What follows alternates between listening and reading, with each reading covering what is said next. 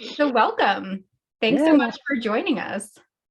thanks for reaching out. Love to spend the time and talk about our overlapping interests. And so thanks for having me. Absolutely. Brianna, I don't know if you just want to briefly introduce yourself to Ken. Well, I my name's Rayetta, and I'm one of the co-founders of Help in the Home, and we're really, really excited to be participating in the training here at the end of September and having Great. our staff do the invitation to change training, and so I'm very glad to be able to talk to you. Well, it's nice meeting you in person these days. I saw you on the YouTube video, I believe. So it's nice to be in person. Understood.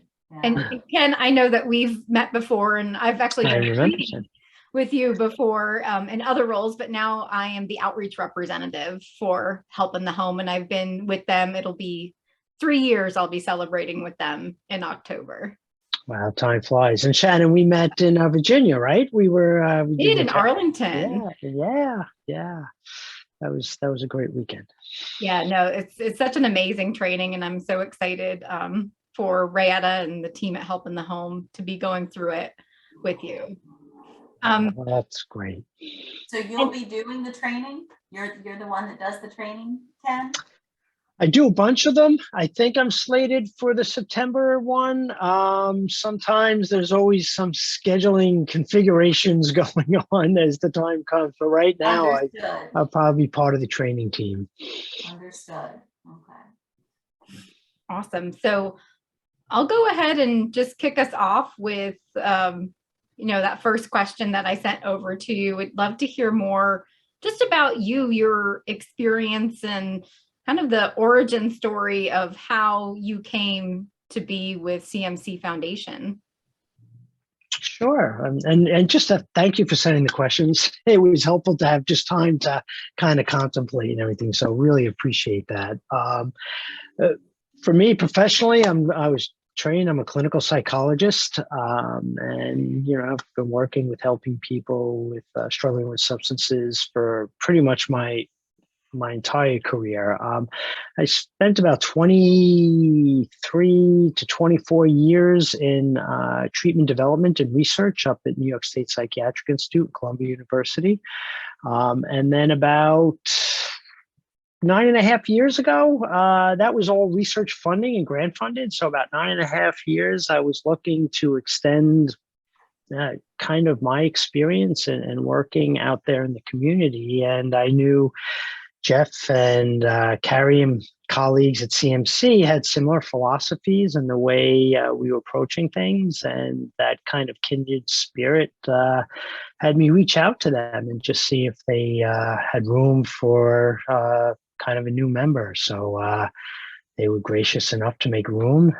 So I started there in clinical work, but at the same time, Jeff was working with Tom Hedrick at the Partnership for Drug-Free Kids, and they were looking in a collaborative effort to start a peer-to-peer support system, parents helping parents throughout the country, and talking about evidence-based principles and ways of helping their children.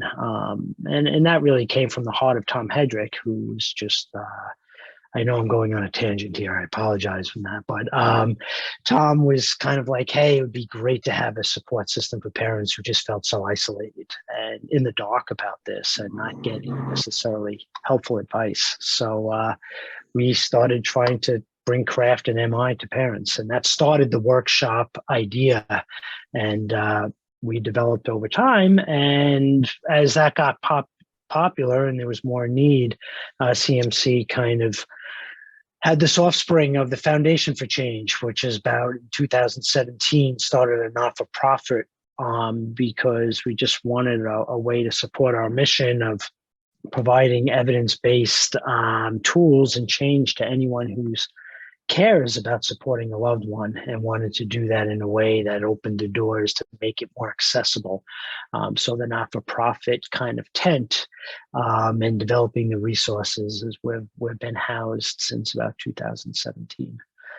So I kind of went from that clinical with CMC and have been working a good percentage of time with the not-for-profit since 2017. Thank you. Yeah, it's so important, that family piece. I think in treatment, we're always talking about how important the family is. And we're also talking about, clients specifically, how much they struggle because they're in isolation. But sometimes we forget that these illnesses isolate the families as well, because there still is so much stigma that exists both with substance use disorder and mental health. Families feel like they can't reach out and connect like they might with other chronic illnesses. So absolutely. And I love the tangent, your origin story and how it went from, what they're originally looking to do, creating a drug-free America, or with kids, drug-free kids, and then having that move to supporting the parents, and then creating a nonprofit so that it can reach out to even more people. It's just nice to hear how those things unfold and develop. So. Thank you, Raya. Thank you. And I wanted to tell you how Help in the Home came to this book. Yes. And I'd like to take full credit for it, but I can take only partial credit. What was happening as I came on board with Help in the Home and I was introducing them to some connections I had, the book Beyond Addiction would continue to come up in conversation. And Raya came to me and she said, I need to know more about this book. And I was like, oh, it's a great book, and I'll let you borrow my copy. I also went through the training and let her borrow my training manual. So it's not just through me, but also this amazing word of mouth that this training has amongst professionals, and this book has amongst professionals.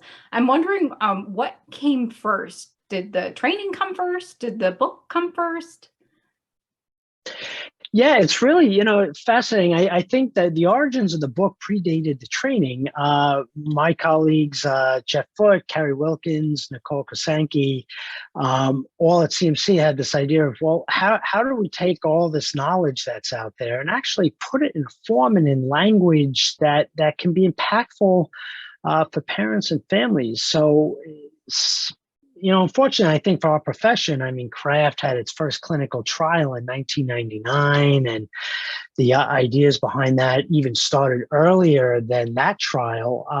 But there just seems to be this kind of quicksand where all these ideas get warehoused, and they don't make it out into the world. And I think my colleagues were really like, there's just got to be a better way to directly hand something to families. So the Beyond Addiction book was really just culling and bringing together all those studies and ideas and set of lenses that can be really helpful and put it in a form that was impactful, made sense, was helpful, and that could resonate with families. And, they did an outstanding job. So as that book, I was looking at the copyright, I was around 2014, that book was kind of making its way out there, although the writing was before that. But around 2013, 14, that was also impacted by the book is when the collaboration between CMC and Tom Hedrick was starting. And I think the book helped promote that, like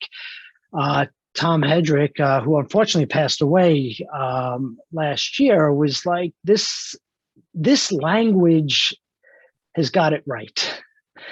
Because parents were coming back and families were coming back saying, like, I hear this message, it resonates with me. And he felt like, wow, that way of articulating and talking about it was really just landing. And that's what had Tom also reach out to Dr. Foote and be like, hey, we should be able to create a way of taking this and furthering it and in its reach.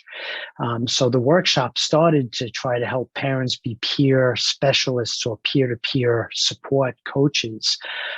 So that started the training idea, which is how can we help parents talk about CRAFT and these ideas and motivation to other parents? Because it was that relationship that had more impact than the way it was trying to be disseminated in the past. As a psychologist, I certainly have my way of talking about it. But for another parent to sit there and talk with another parent about how this resonated with them, that scales it and amplifies it in a way and has an impactful that I probably couldn't articulate at all, even if I tried. So it was in the context of those parent-to-parent relationships that really helped foster the workshop. And that really infused in the workshop, Shannon, that you experienced is really an iterative process from our learning and getting feedback from the parent coaches that we were trying to help and have these community workshops. They helped shape the way this workshop developed over time based on what they were finding useful and how it was presented. So the book probably started it, but they kind of grew up. The book helped the developmental process of the workshop.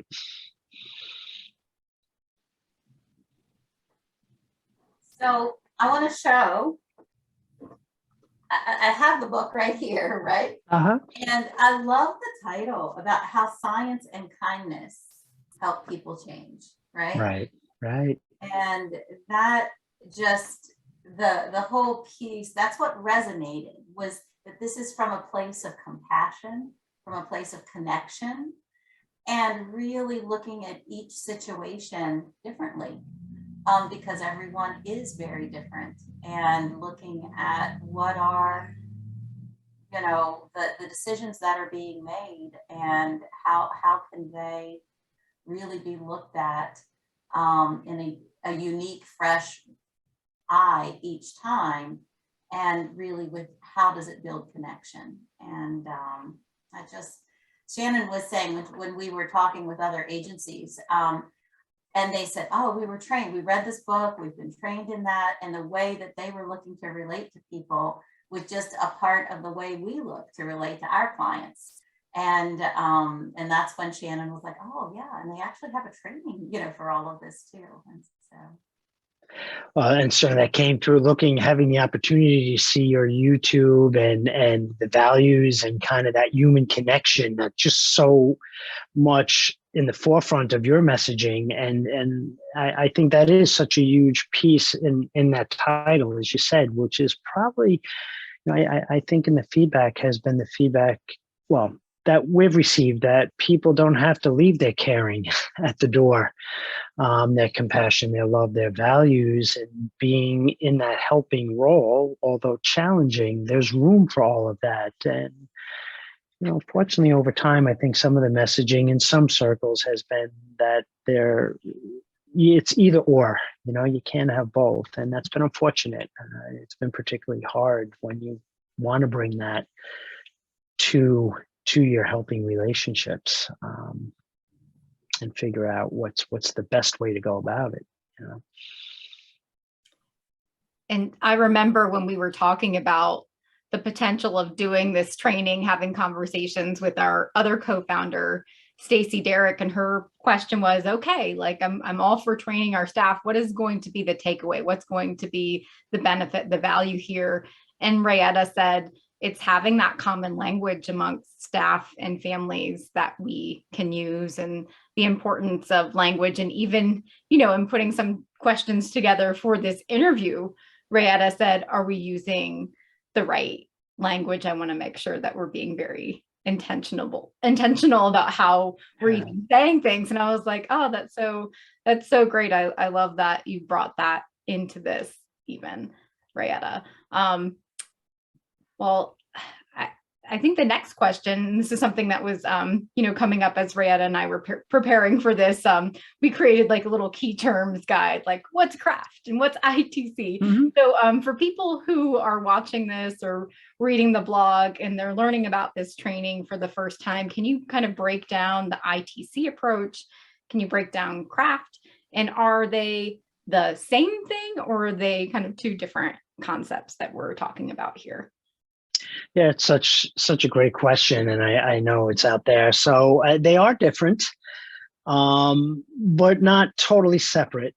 So, craft, just developed by Bob Myers, community reinforcement and family training, grew out of some of his personal experience, but also some of his experience with community reinforcement approach, which predated, probably goes back, to the 70s and 60s, and really just highlights the importance of environment and context and change.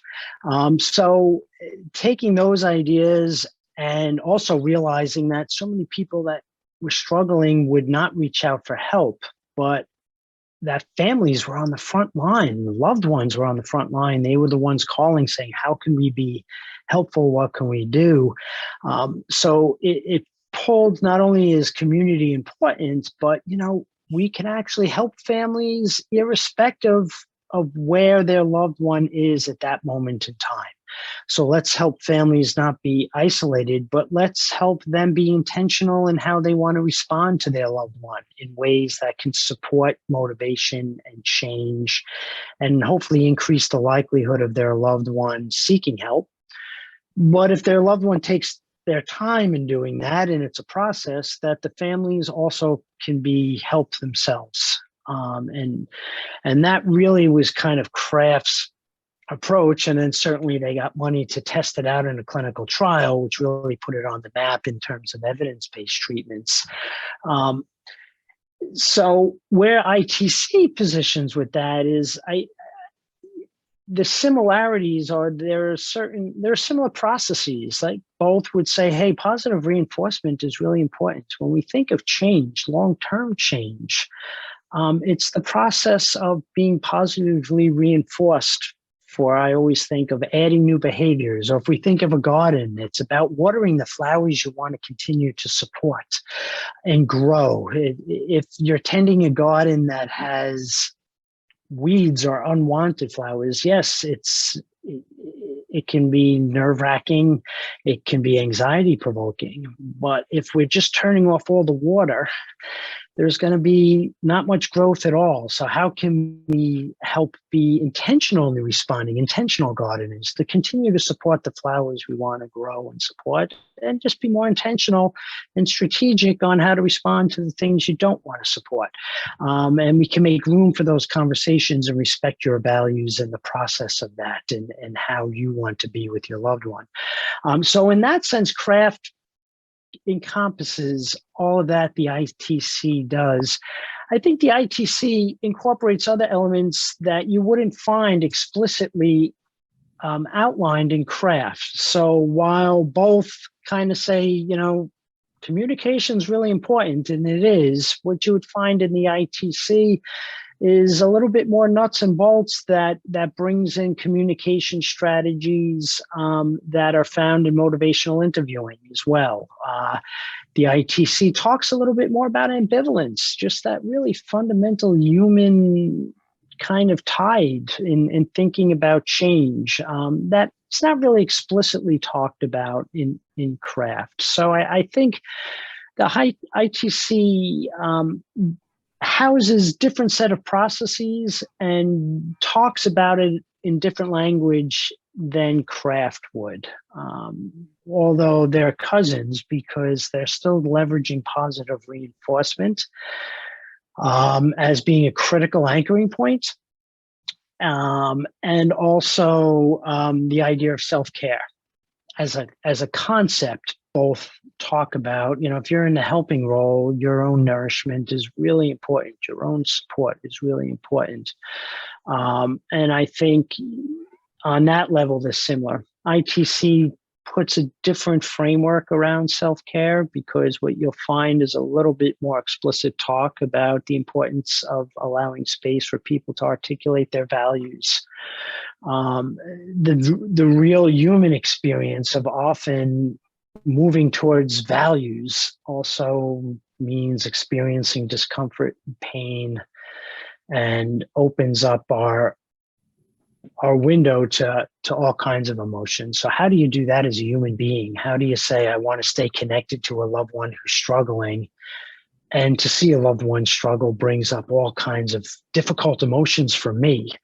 And self-care can be support, but self-care also is being able to stay connected to what's really important and in a way making room for all the emotions that come along with that, and being saying that's okay. That doesn't mean you're doing anything wrong. That doesn't mean things aren't working. It's, when we care for things and people that we love, that just makes it also a vulnerable spot for us, because caring also means experiencing all those other emotions that come along with seeing loved ones struggle. So ITC really kind of highlights that, and the idea of self-care and the importance of self-compassion as a practice skill. It just, again, as human beings, can be really present with others when they're struggling, and offer that caring voice and that coaching voice. But man, when it comes to sitting with ourselves when we're struggling, for some reason, our own self-chatter takes on a different tone and a different tolerance. And so how do we practice just sitting with ourselves in a way that would be similar to the way we sit with those we really care for who are struggling? And that doesn't come so easy to us as human beings. So ITC wants to make room for acknowledging that, and acknowledging that is a practice of self-care, and that it is a practice because it doesn't come naturally in a lot of ways. So, we want, and I think you'll see a little different language in that than maybe how Kraft would talk about self-care. Not as a right or wrong, it's just incorporating different processes when we think about those important aspects to that journey of caring for someone, and trying to support ourselves as we do that.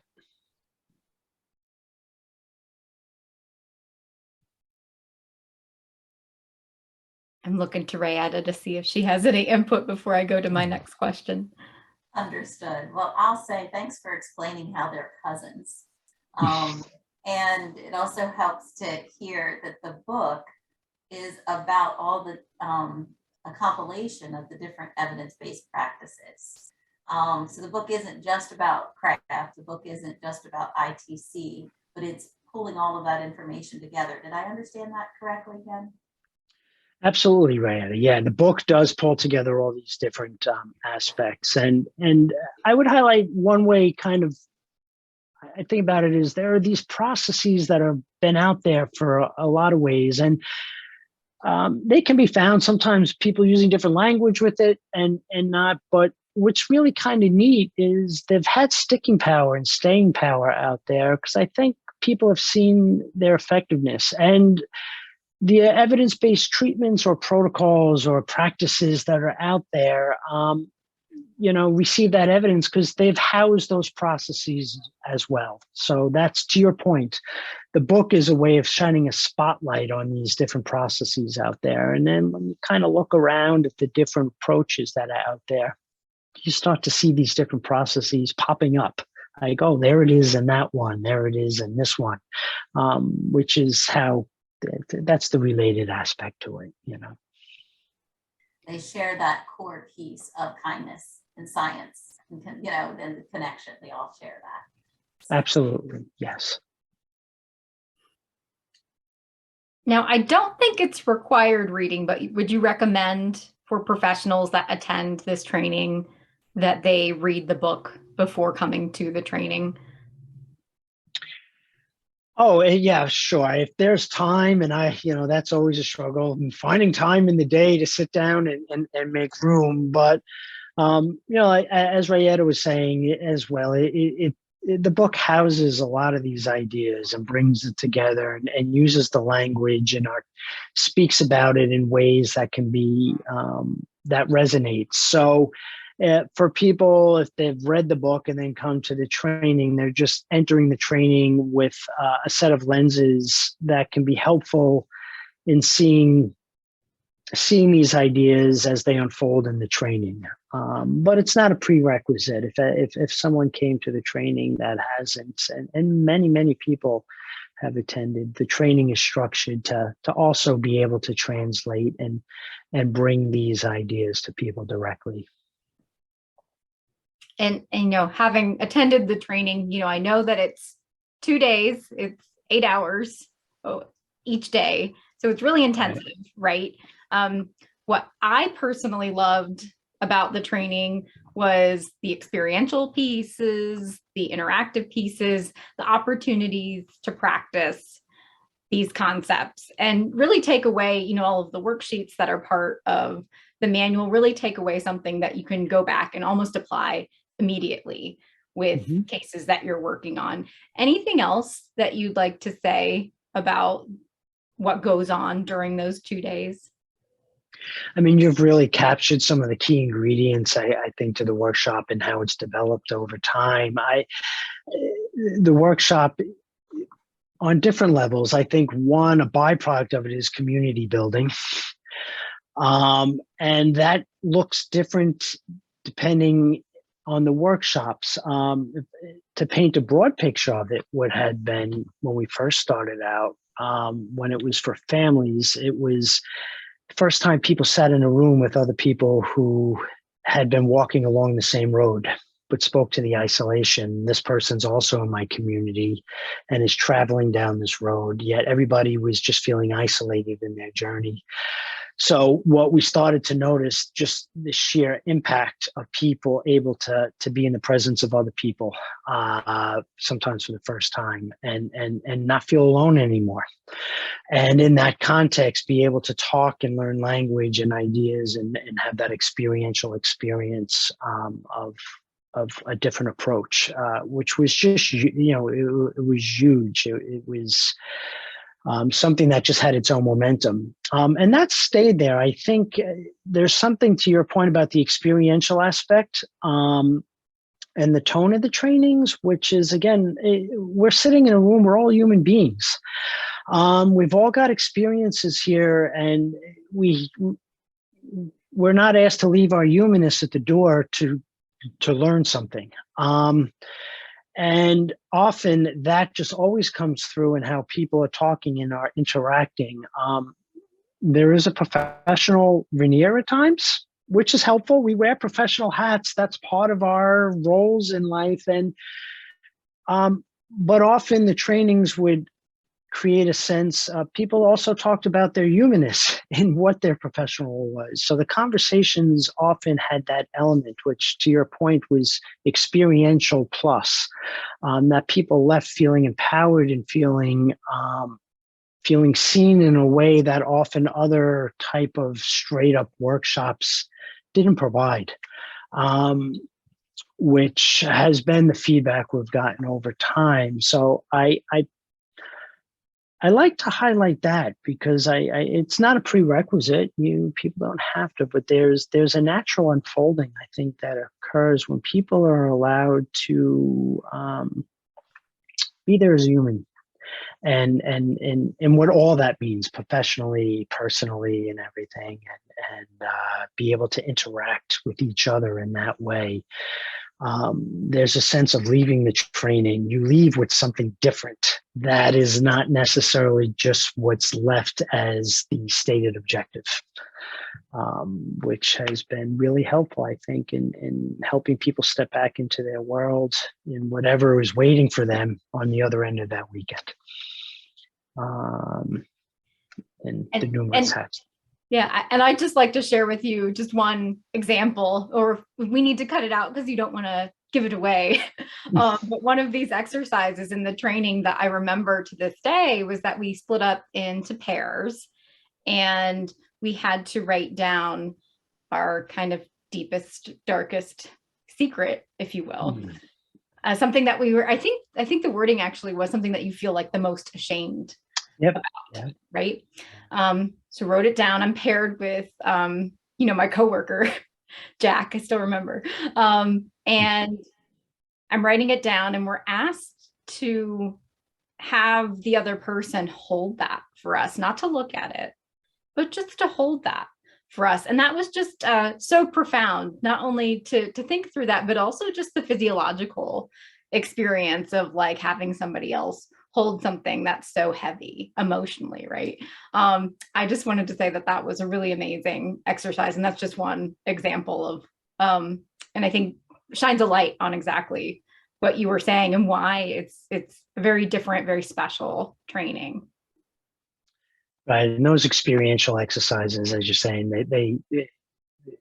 they bring the concepts into play in a much different way than if it was just more of a didactic presentation of, what shame is. So I to your point, Shannon, yeah, we try to include those exercises. They have sticking power in a different way. So, and as an aside, and you may edit this out or not, but I always kind of think like, and sometimes I bring this up in the training, yeah, I'm a professional. I've studied psychology, but none of the psychological training I've had or the experience or academics, none of that I've never been able to educate myself out of the human condition. And that fundamental idea, when we bring it back to the experience of the workshop, and again, it's not a mandate that people have to be present that way, but ultimately all these ideas and ways is how do we travel this human journey, and how does it infuse our work? How does it infuse our relationships with ourselves and with the people we're trying to help?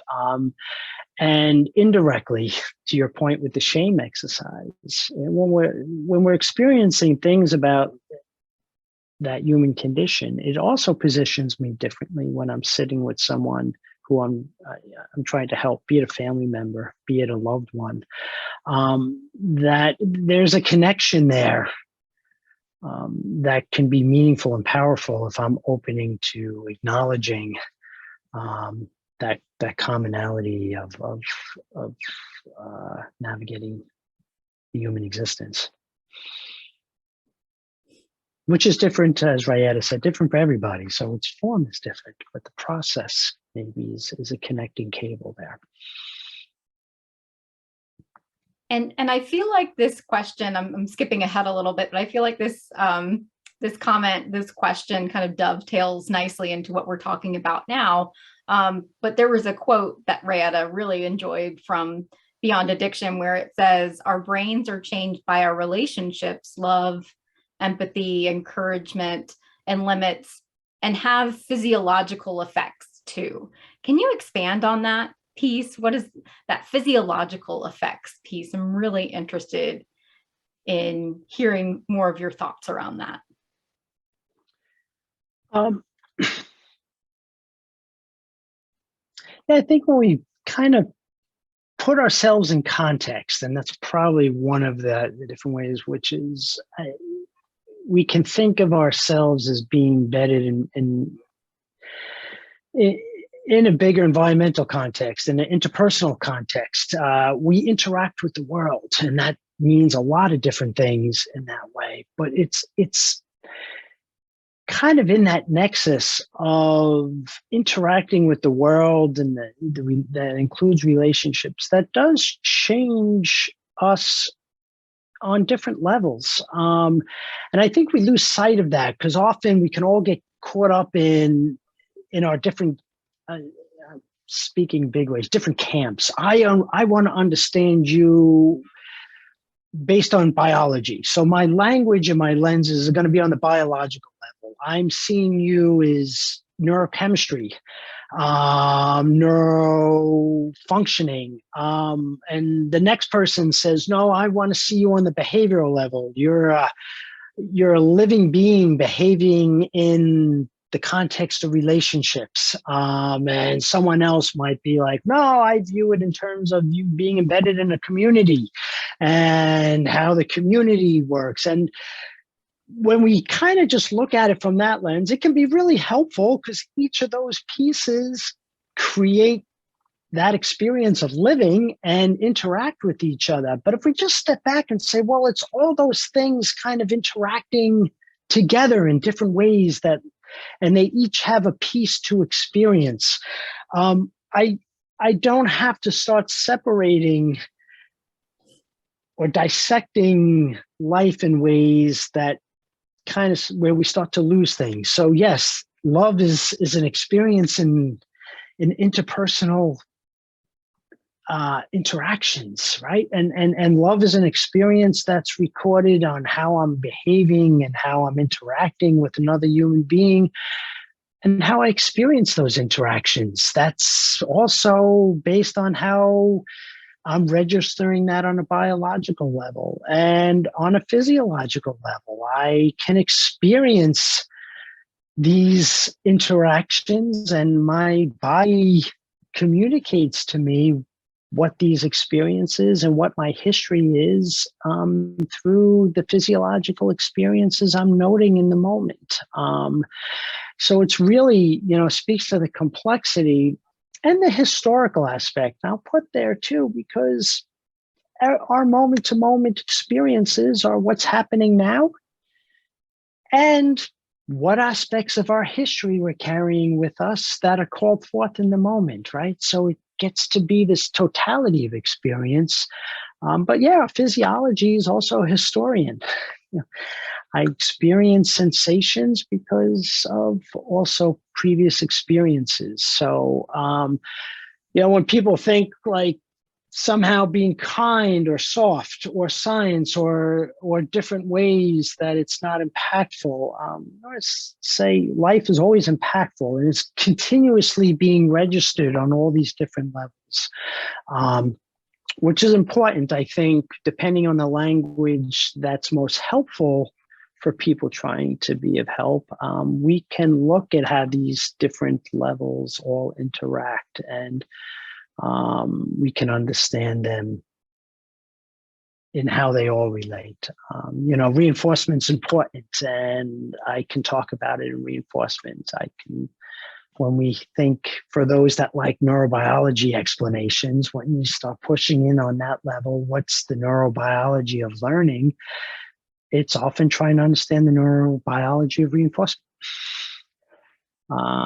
And how the world responds is also what's learned. So what's learned is also recorded in our physiology and our neurobiology. So it's that wonderful interaction of all these different levels that create the human experience. Ways of helping people navigate that. That's the nice thing. There is no one way. We can think about helping create a context of change that can impact all those different levels. I don't know if that made sense. It makes total sense to me. And I'm realizing that that's why doing the training as a group and having the opportunity for experiential is so important, because you do bring all of these different people who are in these different camps together, discuss the concepts, and then create an opportunity for them to practice and experiment with all of these different ways to look at things. So yes, it does answer the question. And Ken, while you were explaining that, it made me think, and I hadn't made this connection before, it made me think of Oprah's book, What Happened to You? That is really about how relationships and our experiences change our brains. And the brain is developed by our relationships and our experiences over time. When you said physiology is also a historian, I had to take a second and write that down, and then that's kind of where my brain went off to. So yeah, it's just amazing to think of how complex we all are, and the history that comes along with our experiences, and living that. So. And I think as you described the book, that would totally map on, right, that developmental process and the context of interacting with the world, and relationships, for sure. Yes, she partnered with, I cannot remember his name, but a neuropsychiatrist, and he studied the brain development of children who'd gone through trauma. And then this is a culmination of like 30 years of their work together, and of his work and their relationship together. It's very, very interesting. Very difficult. Right. And I think there's that, Rayetta, to your point too, it is, I think, embedded in coming around there is, sometimes people say, well, where do we find hope? And it's to that point, as you're saying, if the brain is developing based on interactions, and it always is, that process is there, and we're just learning more about how we continue to learn and interact with our world. There is an embedded message in the hopefulness of change, that change is operating in process. And I think people get caught in the quicksand discouraging that, well, it's physiology is just a historian and I have a certain history. Does that mean I'm imprisoned by my physiology? And to your point, the openness there is, but it's not a historian who's put down its pen. It will continuously record those new learning moments, and that then becomes part of the history. And there is where change can lay its roots and practice. And that's the other point of the workshop, and even in the ITC that we try to make explicit and normalize is practice. That is the process of living and trying new things and learning and continuing to interact in that way. And we want to say that you have permission to practice and not be perfect. And that's living. And we want to make that explicit for people, because I think sometimes we can think we have to do this perfectly, or the messaging is, you better have this down right. Or you're less than for not doing that. And we want to help correct that narrative as well. That whole permission to be human and have self-compassion, right? Yeah, exactly. And thank you for making it so explicit about how this is the foundation of hope, right?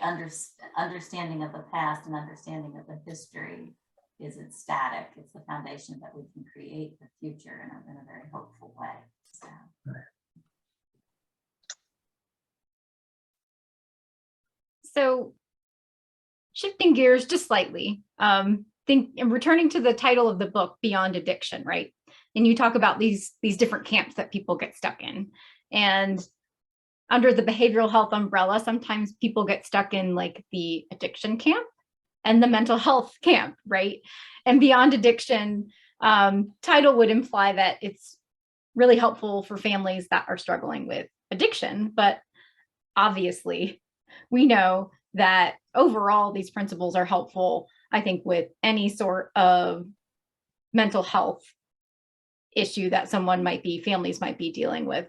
Can you speak a little bit more to that, and how not only do these concepts apply to families that are struggling with addiction, but also, other chronic mental health issues such as severe mental illness, which is, mainly the population that we're supporting at Help in the Home? No, absolutely, Shannon. It's interesting. One of the organic things sometimes that's come from the workshops was at times people, as they go through, who let us know, like, hey, yeah, I know I signed up for this because substance use was the kind of thing on my radar in my family I wanted to deal with. But as I think about this stuff more, I see it being applicable to like a lot of different living situations. Am I right to think that way? And by all means, right. Because if we step back, it's these fundamental processes that can be useful when we just think about supporting loved ones that may be struggling, and the challenges in the human condition and the process of change. So I'll start off wide and saying on the macro level for the ITC, the three major things we talk about is, how do you understand the things you're seeing? How do you understand your loved one's process? How do you support yourself while you're trying to understand and be of help to your loved one? And that means, how do you become aware of yourself? How do you check in with your values? How do you practice self-compassion with that judgmental chatter that can come with that process? And how do we think about communication and intentional responding, or like the behavioral components, in ways that would be supportive?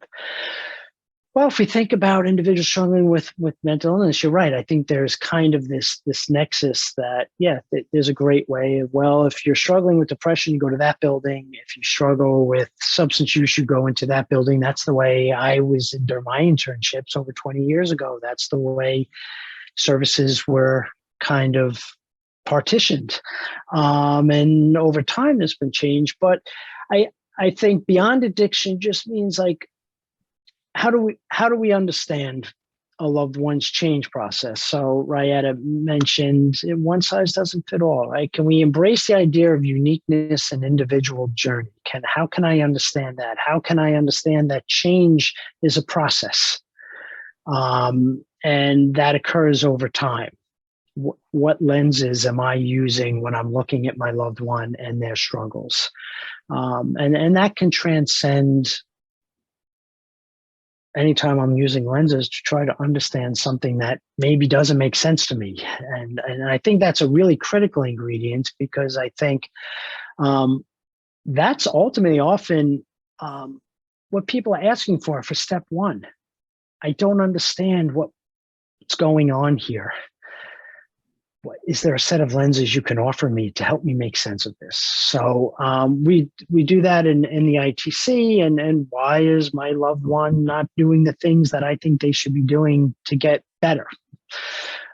So that understanding that process and of change and ambivalence, and that each person does find different roads in a sense, can be really helpful.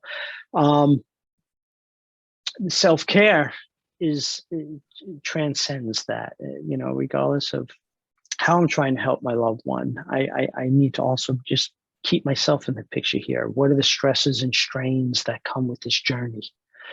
And how do I come to understand myself, my values, and how do I respond to, the times I'm not the best version of myself here? And yeah, I wish I responded differently, and we can all think that's not just couched to substance use. That's in a lot of relationships. That's in a lot of different domains, mental illness, struggles, emotional difficulties that loved ones would have, or others. So that's really helpful. And communication and reinforcement really is the scaffolding around so much connectedness.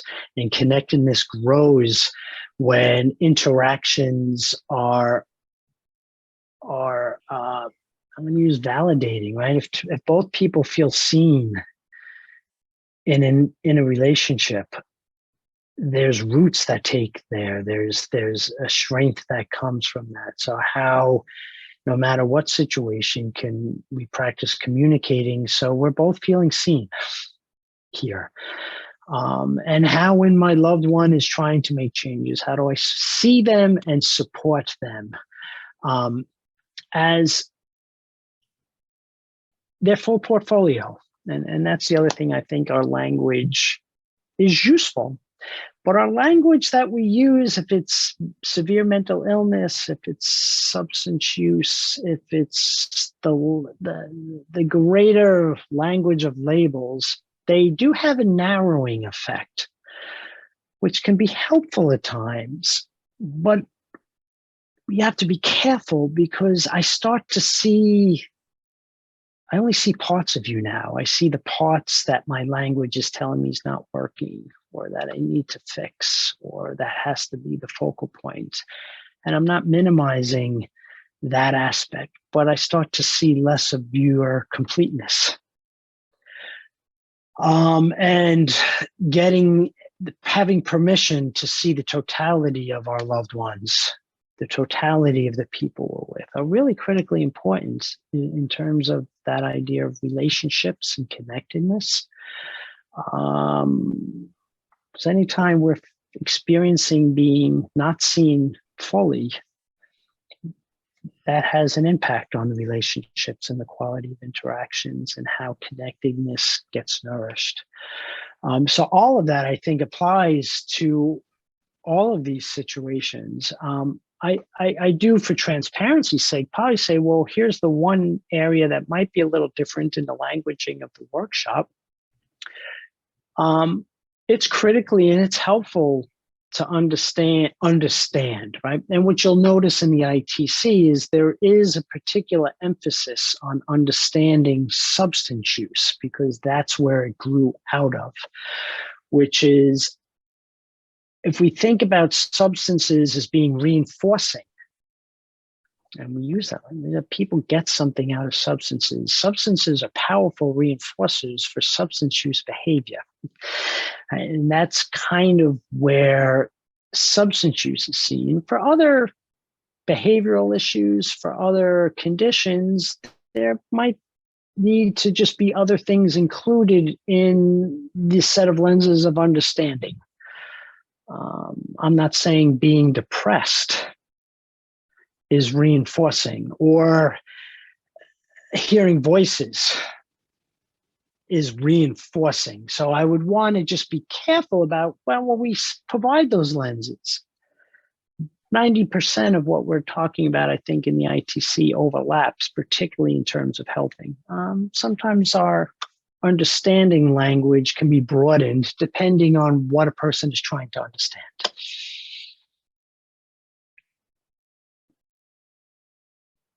Reinforcement can apply to some behaviors. I'm just saying there's probably a little bit of difference nuance that we want to honor when talking about it, depending on what a family is saying. Help me understand my loved one. What am I seeing? So let's, be open to the different nuances that might need to be brought into that part of the conversation. But it doesn't mean everything else there doesn't apply. I think it's got quite broad applicability. Understood. I appreciate that clarification too. So. And I feel like we're kind of approaching a sort of answer to this next question that we had. A lot of the work that Rayetta does at Help in the Home is with families, often providing guidance to family members who are struggling with someone in their family that has severe mental illness that doesn't see a need to change, right? So Rayetta is walking alongside them, trying to support them when they're dealing with a lot of often negative emotion, right? And this, this model is asking for kind of positive reaction to the loved one, right?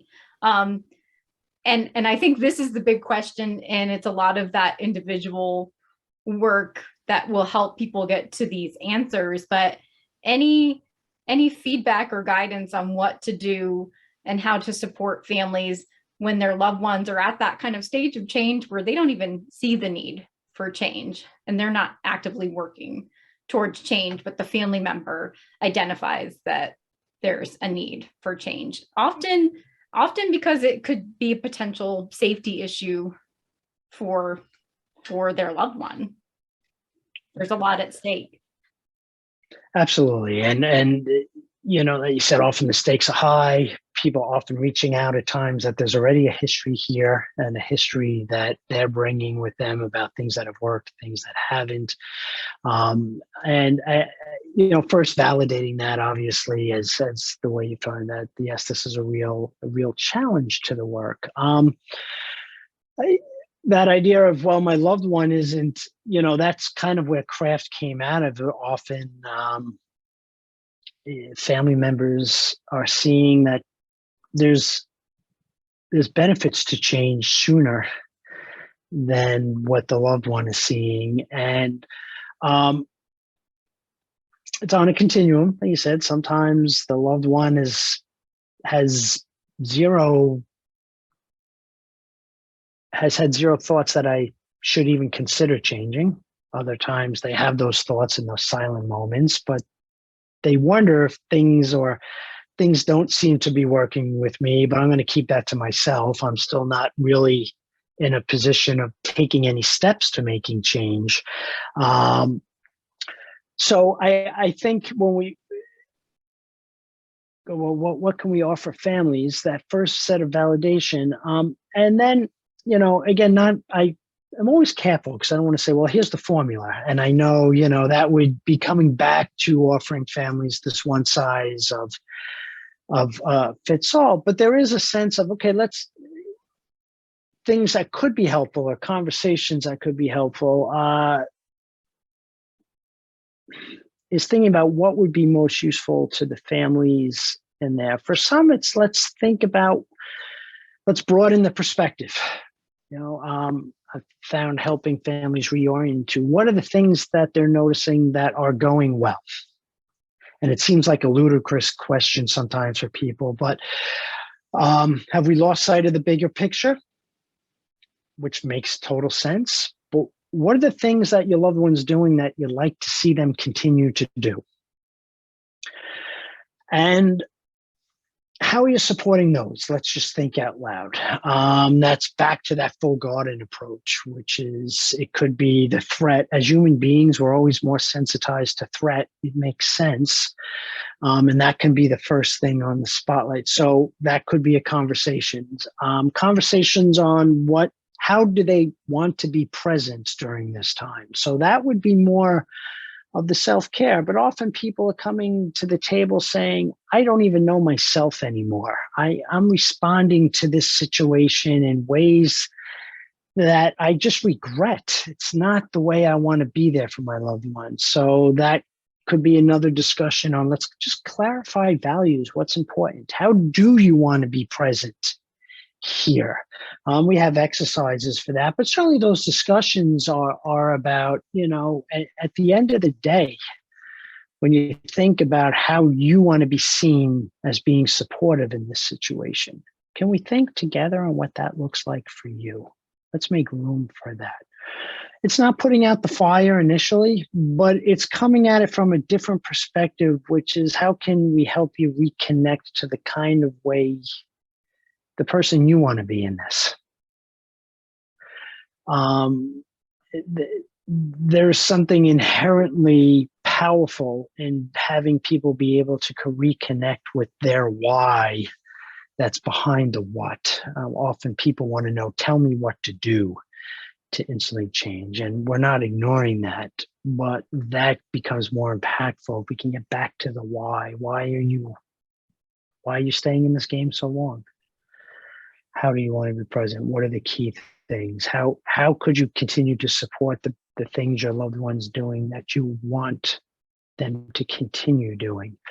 That opens doors then to come back around and think about what are some of the things that you would like to support or see change in your loved one. And let's start to just talk about that. Not necessarily in this idea of I want them to see the need for change. That may or may come through the process of how to talk in more impactful ways or open up conversations that open up doors for those kind of conversations to happen. But also, how can you respond to your loved ones in ways that also communicate to them, I see the totality of you, and I'm willing to see the totality of you.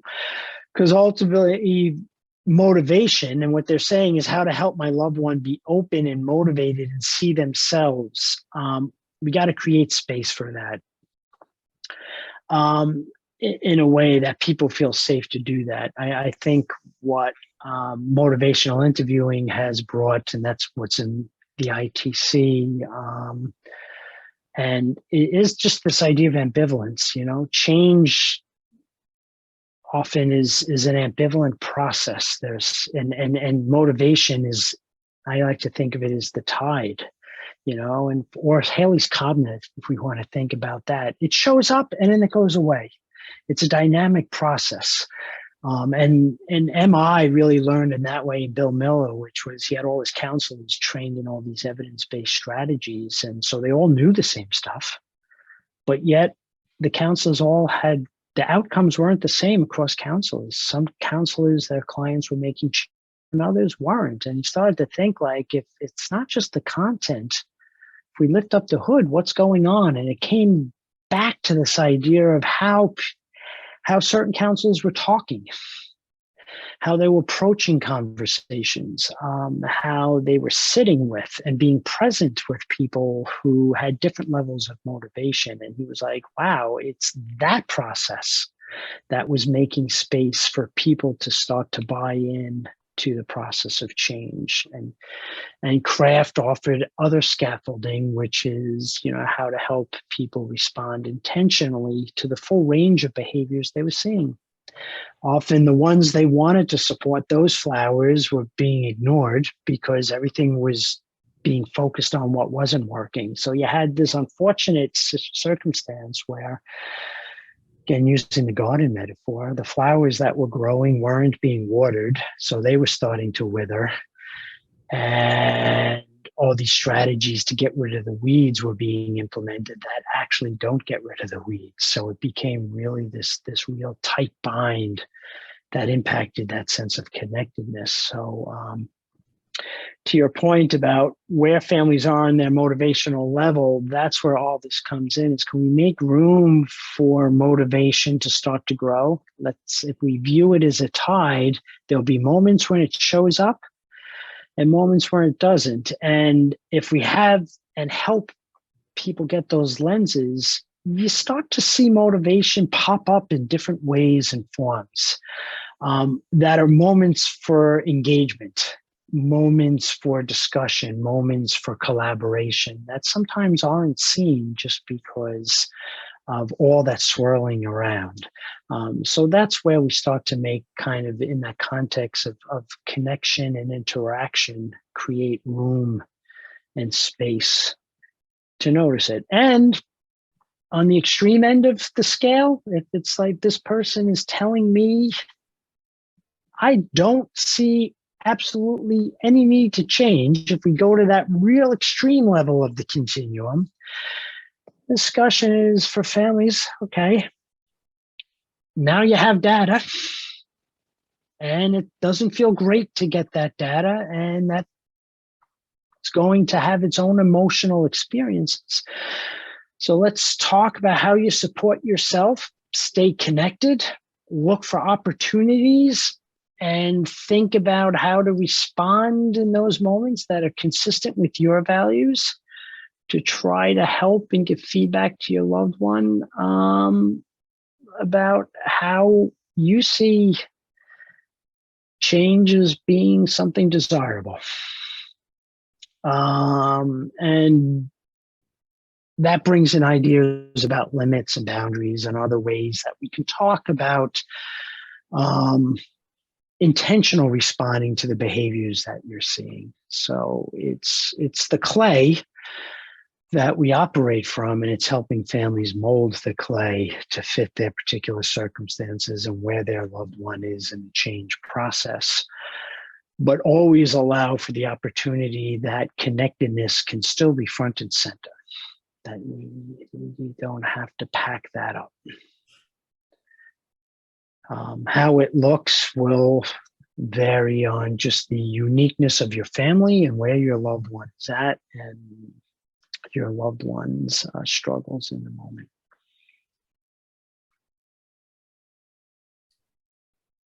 Yeah, thank you, Ken. I think the piece about connectedness, and it's what we see, what I've seen is the families are just so appreciative of not being in it alone. And they want to see what's best for their loved ones and do what's best for their loved ones. And there's no easy answers. And so and I like that reminder of coming back to the why. What is their motivation for doing this, and how do they be true to their values while figuring all these things out, because they're difficult paths. It's a difficult path.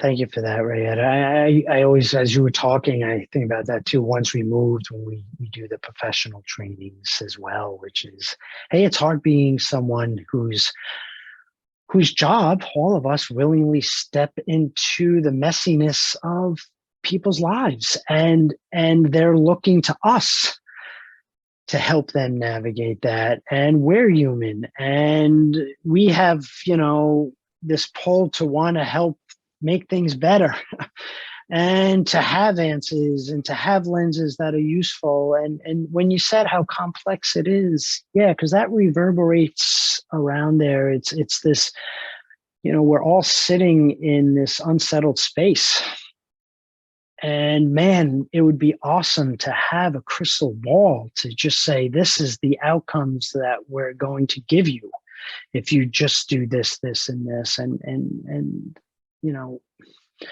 we don't. We do have processes. I think that the ITC and these others that we can help you sit there not alone and to think through how to be there while not being alone in a way that's just consistent with the way you want to be present for your loved one. You're allowed to have that as part of this process. And these can help shift that. But some of that ambiguity is really hard. It's hard in the system to sit with. No matter what role, you know, we have, it can impact us.